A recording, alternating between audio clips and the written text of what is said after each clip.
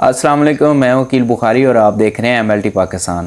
दोस्तों, आज की वीडियो के अंदर हम बात करेंगे कि मंकी पॉक्स क्या है और इसकी क्या वजूहात हैं, किस तरह से ये फैलता है, इसकी क्या अलामात हैं और साथ साथ मैं आपको ये बताऊंगा कि इससे हम किस तरह से महफूज हो सकते हैं, यानी कि किस तरह से हम बच सकते हैं।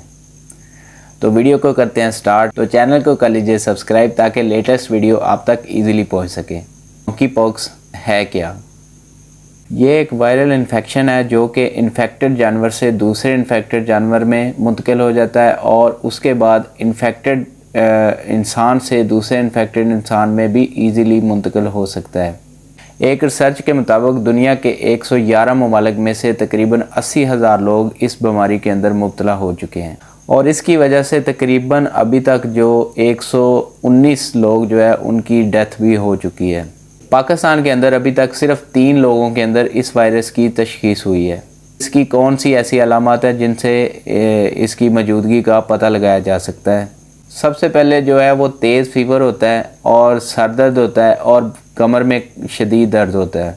सर्दी बहुत ज़्यादा लगती है, जब फीवर होता है तो उसके साथ सर्दी काफ़ी ज़्यादा लगती है और बॉडी पेन काफ़ी ज़्यादा होती है, यानी कि पट्ठों के अंदर आपको खिंचाव और तनाव सा महसूस होना शुरू हो जाता है और काफ़ी दर्द होती है पट्ठों के अंदर और पट्ठों में स्वेलिंग होना शुरू हो जाती है।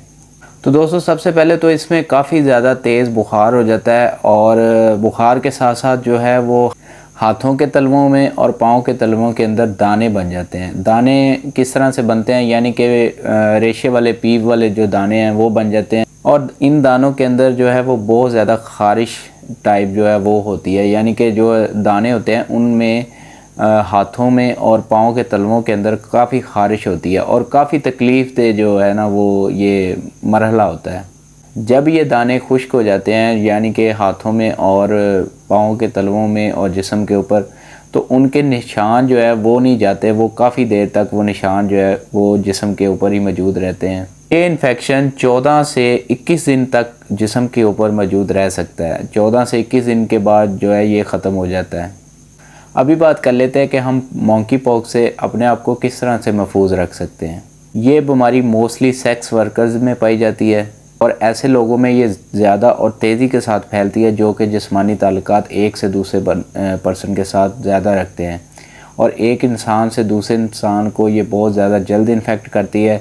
जब भी बॉडी रिलेशन किसी और के साथ होगा तो ये लाजमन उसे भी इन्फेक्ट कर देगी साथ। इससे बचने के लिए दुरुस्त तरीके से अच्छी तरह से अपने हाथों को बार बार अच्छे एंटीबैक्टीरियल सोप से और अच्छे सैनिटाइज़र से अपने हाथों को वॉश करें और उसके बाद उनको सैनिटाइज़ करें। अगर कोई इन्फेक्टेड पर्सन है तो उसको चाहिए कि वो अपने से दूसरों में थोड़ा सा फासला रखे और अपनी रोज़मर्रा की जो चीज़ें हैं वो अलहदा सेपरेट रखे ताकि दूसरों में ये वायरस मुंतकिल ना हो सके। इससे बचने के लिए इन्फेक्टेड पर्सन के जो कपड़े हैं उनको दूसरे घर के जो लोग हैं उनके कपड़ों के साथ वॉश ना किया जाए, बल्कि सेपरेट वॉश किया जाए और उसके साथ साथ अच्छे एंटीबैक्टीरियल सोप का इस्तेमाल किया जाए और साथ में ब्लीच वगैरह का इस्तेमाल किया जाए ताकि कपड़े जो है वो अच्छी तरह से वॉश हो सकें।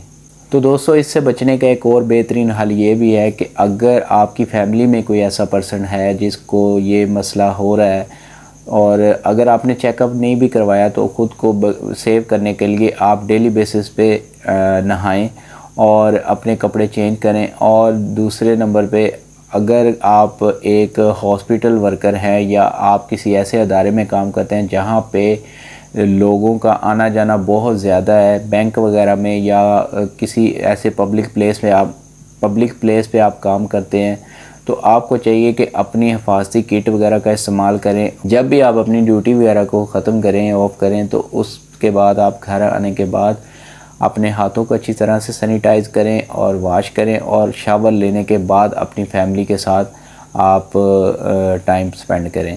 दोस्तों, ये काफ़ी ज़्यादा डेंजरस डिज़ीज़ है और काफ़ी तकलीफ़देह डिज़ीज़ है, इसलिए मैंने आज की वीडियो आप दोस्तों के लिए बनाई। तो उम्मीद करता हूँ कि आज की वीडियो आपको पसंद आई होगी। अगर आपको वीडियो पसंद आई है तो चैनल को कर लीजिए सब्सक्राइब ताकि आने वाले दिनों में आप तक अच्छी इन्फॉर्मेशन मैं ईज़िली पहुँचा सकूँ। अपना ढेर सारा ख्याल रखिएगा। Take care. अल्लाह हाफिज़।